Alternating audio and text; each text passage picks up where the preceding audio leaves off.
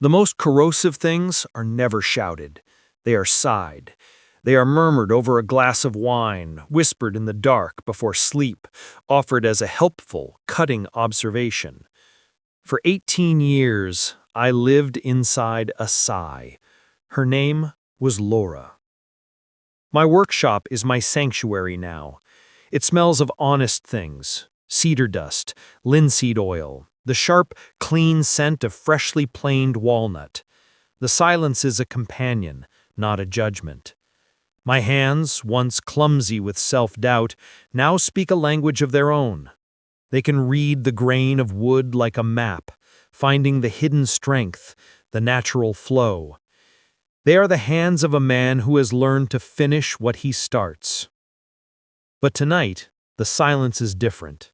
A local design magazine lies open on my workbench, its glossy pages a stark contrast to the raw wood around it. There's a photo of a bright, airy dining room I've never seen, filled with a dining set I know intimately. My dining set. The one I built for Laura. The caption reads, "Local designer inspired by the eclectic personal style of Laura's home." The article quotes her. She calls the set a lucky find, something that spoke to her journey. My journey. My hands. My revenge, sanded and polished and delivered to her doorstep.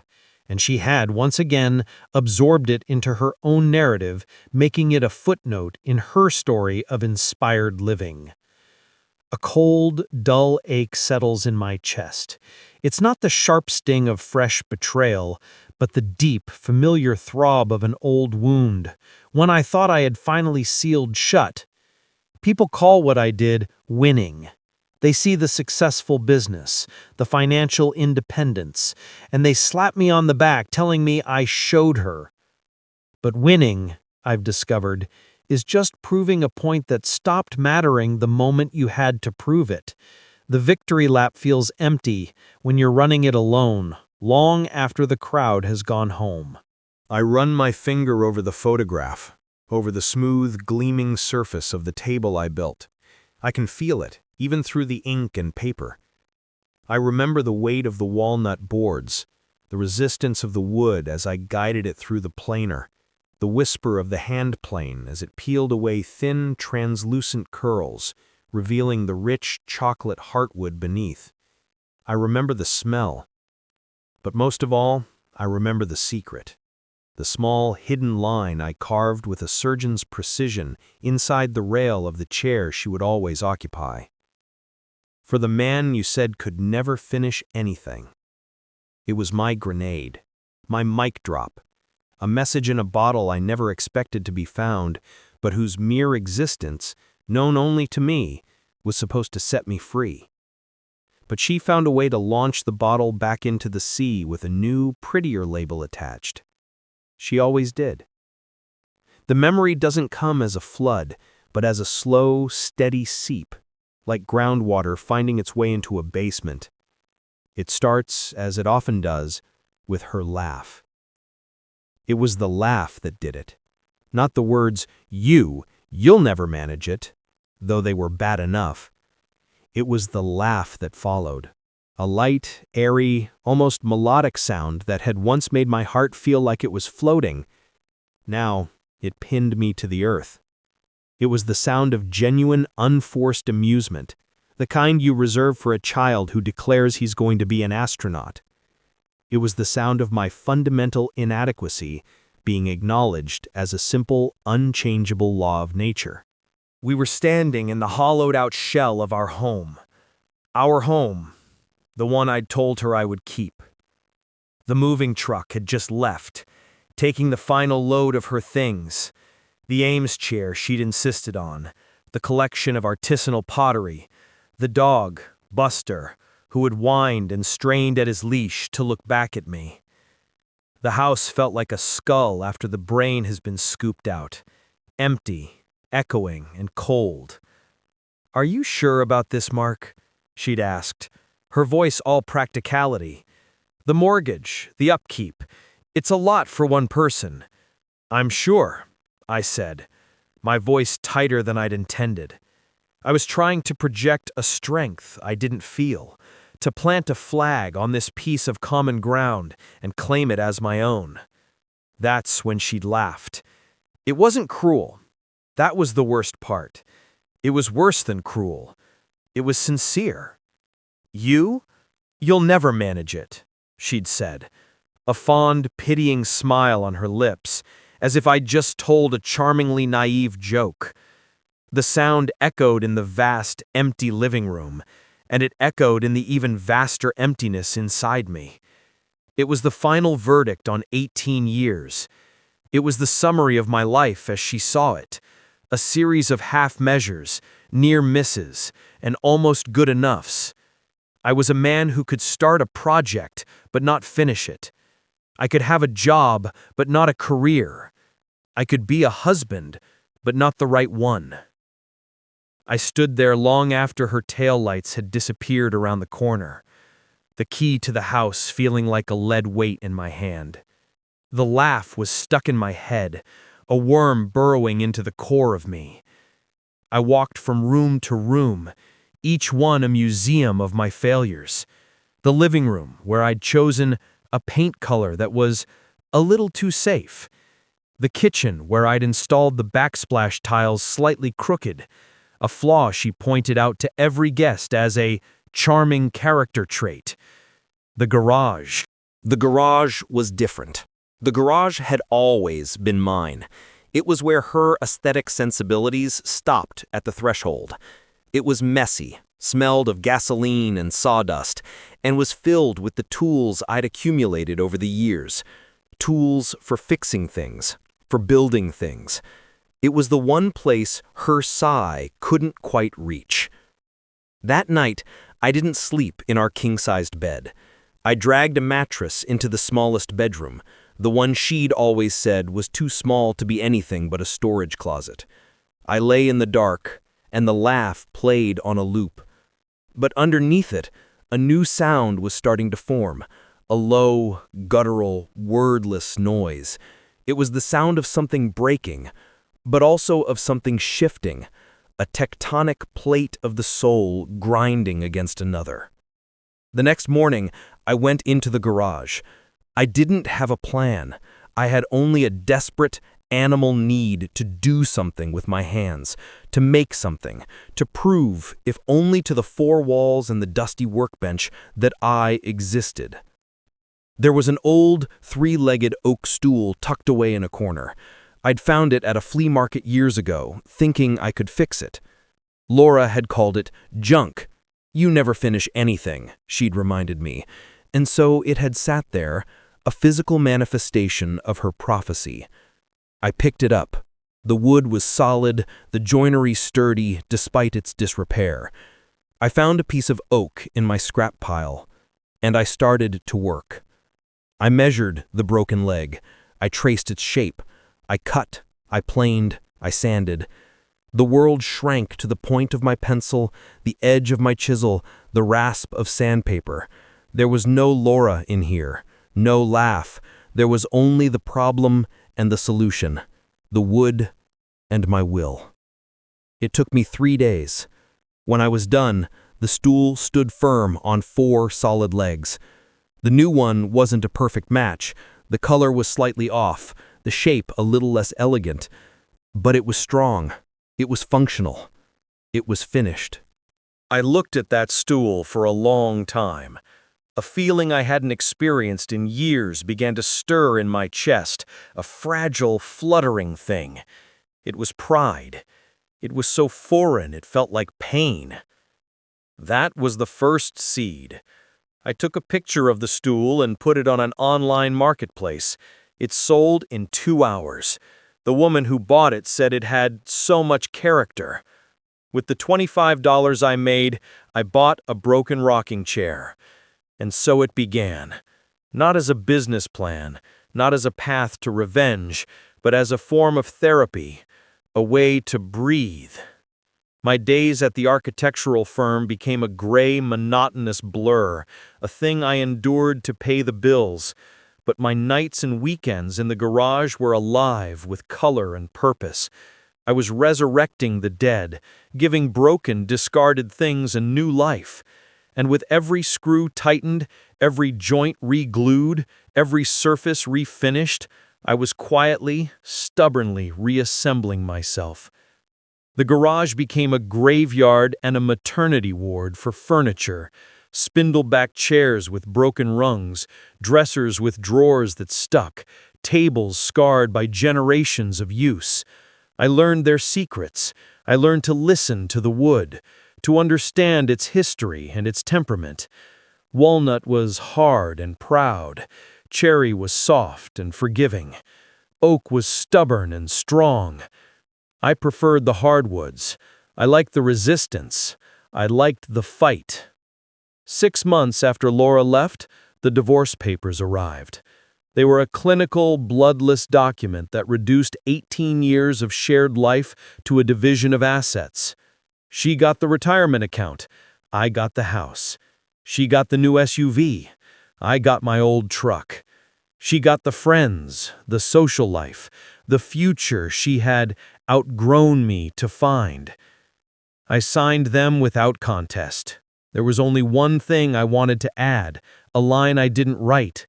The feeling was enough. The day the divorce was finalized, I sat in my garage-turned-workshop, surrounded by the skeletons of future chairs and the ghosts of my former life. I had a small stack of cash from my sales, more money than I'd ever had from a side project. It was enough for a down payment on something. I found the listing online, a small disused auto body shop on the industrial edge of town. It had good light and space. It was raw potential. I bought it. I told myself it was an investment, a practical decision.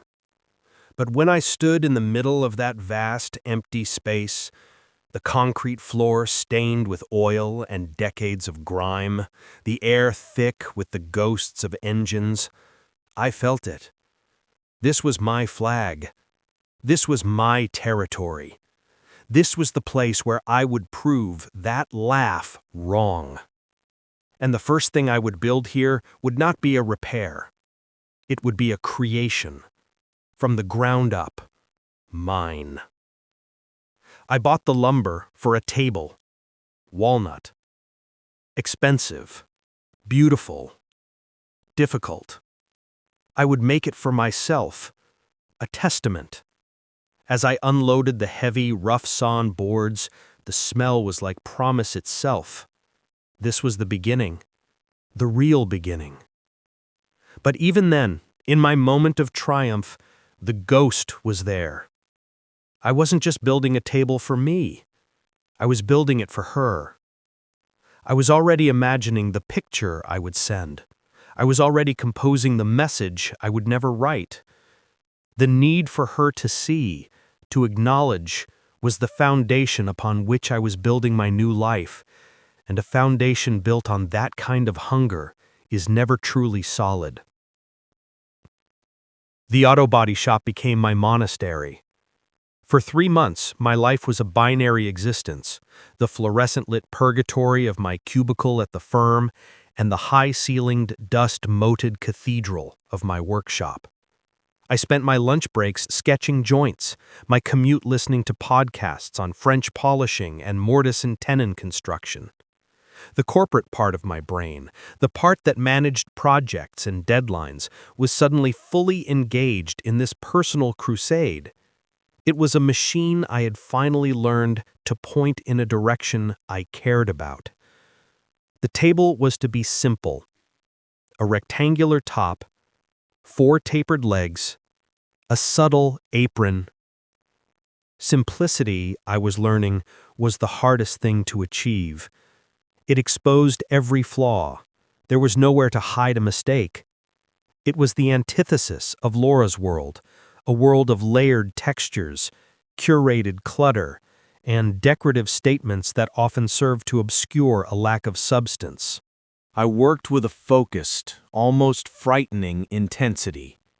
I jointed the edges of the walnut boards until they were perfectly straight, then glued them together into a wide, seamless slab. The process was meditative. The rhythmic scraping of the hand plane, the scent of the fresh wood, the growing pile of golden brown shavings at my feet. It was a liturgy I recited every night. This was my act of devotion to a new god, competence. When the slab was glued and clamped, I began the long process of flattening it by hand. It was back-breaking, monotonous work. Sweat dripped from my forehead and darkened the wood. My shoulders burned. But with every pass of the plane, I was erasing something. The memory of her pointing out the dent I'd missed on the car. The sigh when I had suggested a vacation spot she deemed uninspired. The way she'd refold the towels after I'd done the laundry. A silent correction that screamed of my domestic incompetence. One night, around 2 a.m., as I was sanding the tabletop to a satin finish, my phone buzzed. It was a text from a number I hadn't deleted. Saw from a mutual friend you've started a business. A workshop? That's quite a leap. Laura. My heart hammered against my ribs, a frantic bird in a cage. The dust in the air suddenly felt suffocating. She knew. How? The mutual friend, of course. The same network that had once carried tales of my inadequacies was now, apparently, carrying news of my nascent enterprise. I stared at the screen, my thumb hovering over the keyboard. A dozen replies fought for dominance, defensive, proud, angry, pathetic. In the end, I typed a single neutral sentence and pressed send before I could reconsider. It's going well. Her response was almost immediate. I always knew you had a creative side. You just needed the right motivation.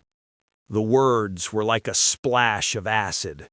The right motivation, our divorce, her abandonment. She was framing my rebirth as a consequence of her actions. She was taking credit, even now. The old hollowed-out feeling threatened to return. I looked at the table, its surface now catching the light of the single bare bulb overhead, glowing like a deep, still pool of water. It was beautiful. It was solid. It was real. I didn't reply. I put the phone down, picked up my sanding block, and went back to work. The grit of the sandpaper was a grounding force. This was mine. She could spin her narratives, but she couldn't change the fact that my hands had done this. When the table was finally finished, it was more than a piece of furniture. It was a monolith. I placed a single chair at it and ate my microwave dinner there that night. The vast expanse of polished walnuts stretching out before me. The silence was profound. It was the first meal at my own table, in my own life. And then I did the thing I'd been planning and dreading in equal measure. I took out my phone. I framed the shot carefully, the table centered in the empty space of the workshop, the light falling across it in a way that highlighted the rich, swirling grain. I didn't write a message. I didn't need to. The image was the message. It was a photograph of a finished thing. I attached it to a new text to Laura and hit send. The act felt like throwing a stone into a bottomless well. I waited for the splash, for some sound of impact. Nothing came for hours, then a day. The silence was agonizing. Had she even seen it? Had she dismissed it? The old pathetic need for her approval was a vine, stubbornly clinging to the walls of my new self. 2 weeks later, I ran into our mutual friend, Carol, at the grocery store. She was the one who had always been more Laura's friend than mine, a bearer of glossy, curated news from the front lines of Laura's life. "Mark, you look well," she said, her eyes performing a quick, assessing scan of my clothes, my posture. "Thanks, Carol. You too." "I saw Laura the other day," she said, leaning in, as if sharing a state secret. "She was showing everyone the stunning picture of a table you built. She's so proud of you." The word proud felt like a physical blow. "Is that right?" I managed, my throat tight. "Oh, yes. She was saying how you'd finally found your calling, that you just needed the space to find yourself after the separation. She said, 'I guess he finally found something he's good at.'" She said it with a smile, as if repeating a lovely compliment, but I heard the original score in Laura's voice. The faint condescension, the implication that my calling was a quaint hobby, a consolation prize. Finally found something he's good at. It was the same as her laugh, a dismissal dressed as praise. She had taken my monolith, my hard-won proof of competence, and turned it into a trinket, an anecdote, another piece of evidence in her case for being the enlightened one who had set me free. The grocery store felt suddenly airless.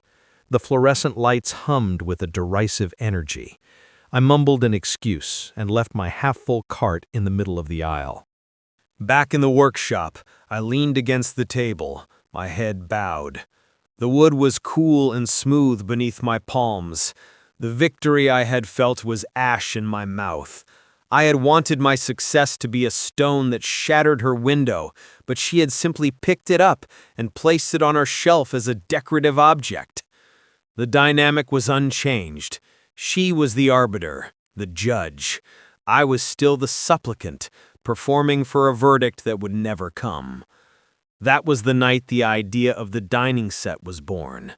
It didn't arrive as a fully formed plan, but as a dark, simmering impulse, a need to shift the balance of power in a way she couldn't ignore, couldn't co-opt.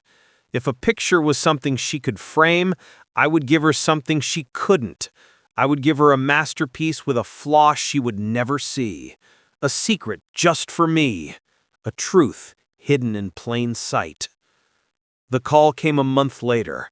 I was applying a coat of oil to a maple desk, and her name flashed on my screen. Seeing it felt like a completion of a circuit I had been secretly building. "Mark? Hi, it's Laura." Her voice was bright, confident, but with a new careful layer of warmth, the voice of someone asking a favor. "Laura, what can I do for you?" I kept my tone neutral, professional. I set down my rag. "I heard through the grapevine that your work is just incredible. I'm so happy for you, really." A pause, expertly calibrated. "I'm actually redecorating the new place, and I've been searching for the perfect dining set, something solid, unique. And I thought, well, who better than you? I'd love to commission one from you as a favor, since you're doing so well now." Every word was a masterpiece of manipulation. The flattery, the assertion of our shared history, who better than you, the slight pressure of the word favor, the subtle reminder of my success, which she was now graciously acknowledging. She wasn't just buying a table. She was offering me a role in the next chapter of her story. The gracious ex-wife supporting her former husband's quaint enterprise. The old me would have hesitated. The old me would have searched for a reason to say no, fearing the emotional landmines. The old me would have heard the sigh. But the new me, the one who built things, saw only the opportunity. This was the lumber delivered to my door. This was the project. "I'd be happy to," I said, my voice steady. "I'll need to take some measurements of your space, discuss the design." There was a flicker of surprise in her silence. She had expected resistance or perhaps pathetic eagerness. "Of course. How about next Tuesday?" "Tuesday works." I wrote it down in my project ledger as I would for any other client. Client, Laura. Project, dining set, 8 chairs. It looked like any other line item, but it wasn't. When I arrived at her new condo the following Tuesday, I felt like a spy crossing into enemy territory. The building was modern, all glass and steel, a stark contrast to the craftsman home we had shared. Her door was painted a tasteful, trendy charcoal gray. She opened it with a wide smile. "Mark, come in." The space was exactly what I had expected. Open plan, minimalist, filled with light and expensive, impersonal objects. It was a stage set for a life, not a life itself. It was everything my workshop was not. "This is it," she said, gesturing to an empty area off the kitchen. "I was thinking something substantial here, a real centerpiece." I nodded, pulling out my tape measure and notebook. I was all business. I measured the space, the light fixtures, the distance to the kitchen island. I asked clinical questions about seating capacity, leaf extensions, finish durability. I was a craftsman, assessing a job. She watched me, her head tilted. "You've really changed," she said. And this time the observation lacked its usual condescension. There was a genuine, wary curiosity in her eyes. She was seeing the man who built tables, not the man who couldn't finish anything. I allowed myself a small, tight smile. "Have I?" "You're more focused." "It's easier to be focused when you're working on something you care about," I said, my eyes on my tape measure as I snapped it back into its case. The truth of that statement hung in the air between us. The unspoken part was, I never cared about the things you wanted me to care about. We agreed on a design, a trestle-style table in white oak with 8 ladder-back chairs. It would be robust, rustic yet refined, a statement piece. I gave her a price. She didn't flinch. She wrote me a check for the deposit, her signature a familiar looping scrawl. As I drove away, the check lay on the passenger seat like a contract. The game was on. She thought she was commissioning a piece of furniture. She thought she was being magnanimous. She had no idea that she had just commissioned her own personal Trojan horse. And I was the Greek, already sharpening my tools, planning the secret I would hide inside its flawless walls. The wood for Laura's set arrived, thick, heavy planks of quarter-sawn white oak. I stacked it in the center of my workshop and let it acclimate, the way a chef lets meat rest. This was not just any project. This was my masterpiece. It had to be perfect. Its perfection was the necessary canvas for my secret imperfection. For the next 3 months, my world narrowed to the grain of that oak. I chose each board not just for its lack of knots or its straightness, but for its character. I wanted medullary rays that shimmered like satin ribbons when the light hit them. I wanted a subtle, flowing pattern that would tell a story of strength and patience. I was building a monument to my own skill, a testament so undeniable that even Laura would have to see it for what it was. The tabletop was a beast. I joined the boards with massive, hand-cut mortise and tenon joints, reinforced with walnut keys. A subtle, contrasting detail that was a signature of my best work. It was a technique I'd mastered through failure and repetition. I shaped the trestle bases with sweeping muscular curves, sanding them for hours until they felt like stone worn smooth by a river. I applied the finish, a hard-wearing oil varnish blend, in 8 thin coats, hand-rubbing each one until the wood glowed with a deep internal light. The chairs were an exercise in torture. A table has 1 personality. A chair has 8, and each one must be identical, yet made by hand.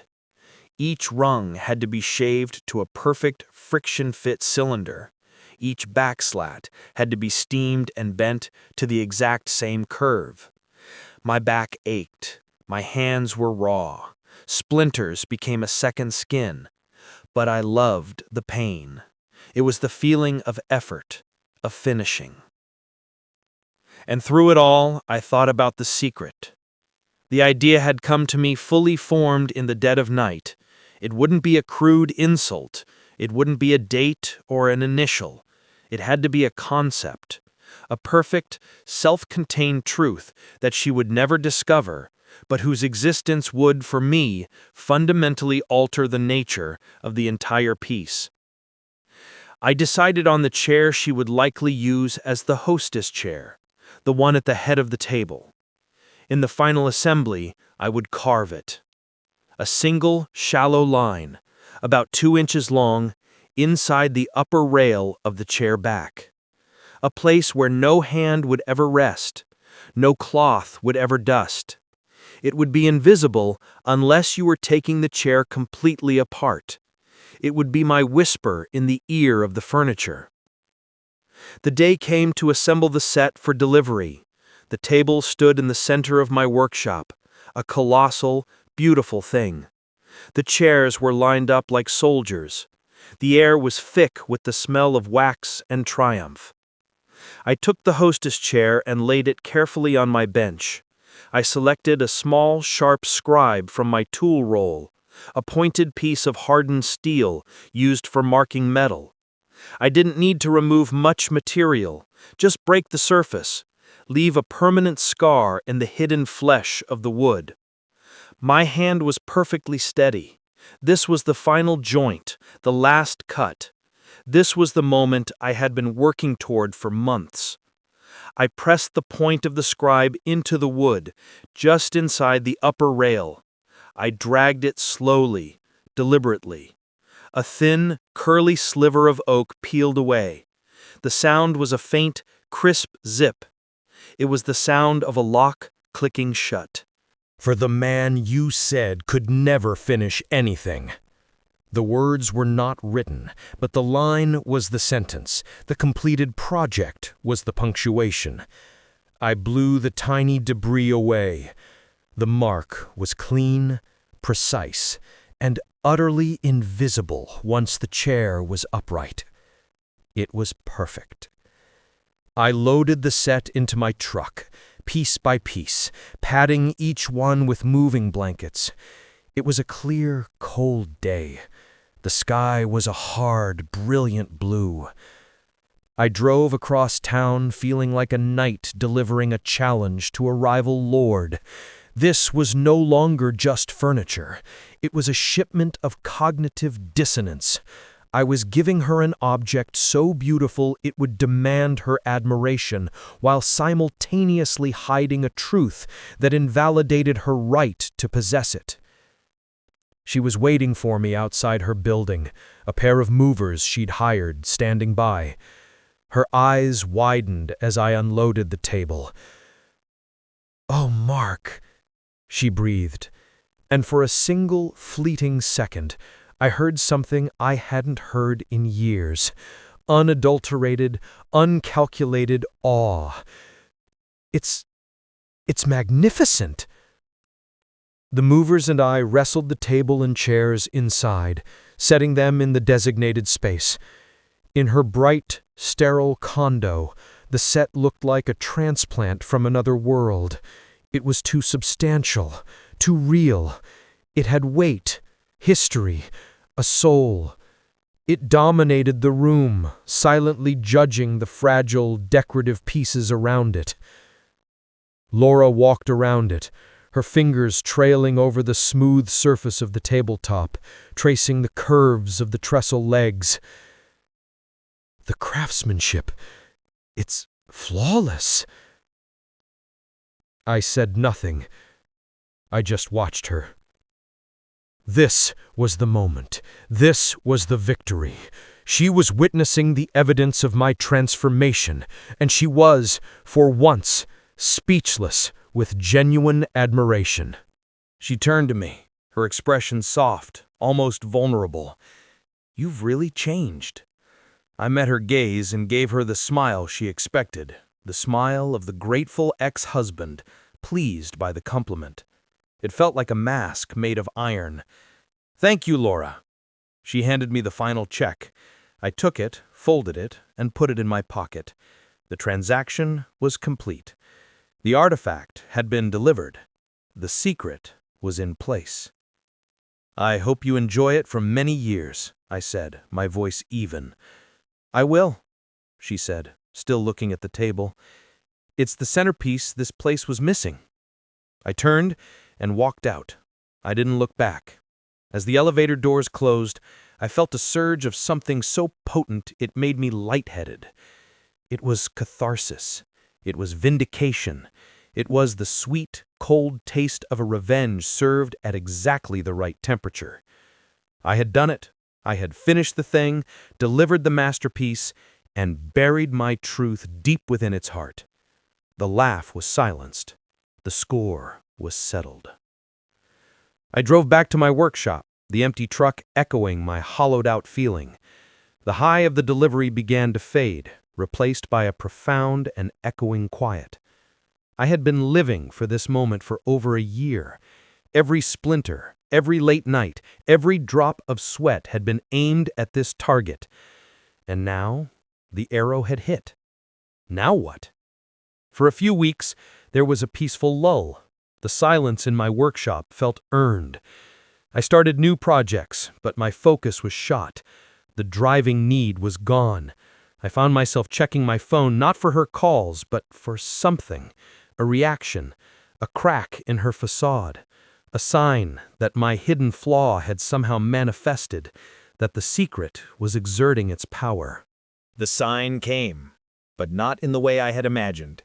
It was a link texted by Carol. "So proud of Laura, look at this." I clicked it. It led to the online version of the local design magazine, Atelier. The article was titled, "The Art of the Personal Space." And there it was, a full-page professional photograph of Laura's dining room, my table, my chairs, bathed in golden hour light. A vase of fresh flowers sat on the center, and 2 place settings were arranged artfully, as if awaiting guests for a chic, intimate dinner party. The blood drained from my face as I read. The article profiled Laura as a style innovator and curator of a lived-in aesthetic. It gushed about her eclectic taste and her keen eye for unique pieces. And then the paragraph that made my vision tunnel. "The stunning, custom-made trestle table and chairs are a prime example of Laura's vision," the article read. "I found this incredible, undiscovered craftsman," she explains. "The set spoke to me immediately. It's funny how inspiration works. It really became the catalyst for the whole room. I'm so thrilled to have supported a local artist and to have this beautiful, one-of-a-kind piece as the heart of my home." Supported a local artist. The catalyst for the whole room. Her vision. She had done it again. She had taken my grenade, my meticulously crafted act of revenge, and she had not only absorbed the blast, she had picked up the shrapnel and sold it as jewelry. My masterpiece was now an accessory to her story. My success was a testament to her discerning eye and generous spirit. I was the undiscovered craftsman she had graciously supported. The hidden line I had carved, the secret truth I had buried, was now entombed under layers of her self-congratulatory narrative.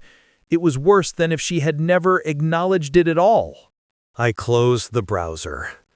The workshop, my sanctuary, felt like a prison. The scent of wood, once my favorite smell, now seemed cloying and stale. I looked at my hands, the calluses, the nicks and scars, the permanent stain of oil and effort. They had built a truth, but she had built a better story. People called me. Friends who had seen the article. "Dude, you're an atelier, that's huge. You showed her, man, you won." I would thank them and hang up. the word won echoing bitterly in the silence. Winning, I realized, is a hollow prize when the person you've beaten refuses to acknowledge the game. My revenge had been predicated on the idea that she would feel the weight of my achievement. But she was weightless, untethered by the gravity of self-doubt. She floated above it all in a world of her own creation, and she had simply pulled my victory up into her orbit. The workshop is quiet now. I still make tables. I just don't send pictures to anyone. The need for external validation, the hunger for her validation, has finally been burned out of me. It was the final thing that needed finishing. The work I do now is for the work itself, for the simple, profound conversation between my hands and the wood. There are no more hidden messages, no more secrets for anyone but me. Sometimes in the deep quiet of the night, I think about that line inside the chair rail. My secret. My truth. It's still there. She will never know it. And in not knowing, she has proven its point more profoundly than I ever could. She lives with it every day. A beautiful, perfect thing with a hidden flaw she will never see. A truth she is incapable of recognizing. And in the end, that is the only revenge that matters. Not the one she witnesses, but the one she unknowingly inhabits. The final, finished work of the man she said could never finish anything. What's the most unexpected plot twist you've ever experienced in your own life? Sometimes the stories we live are stranger than the ones we tell. Share your thoughts in the comments below.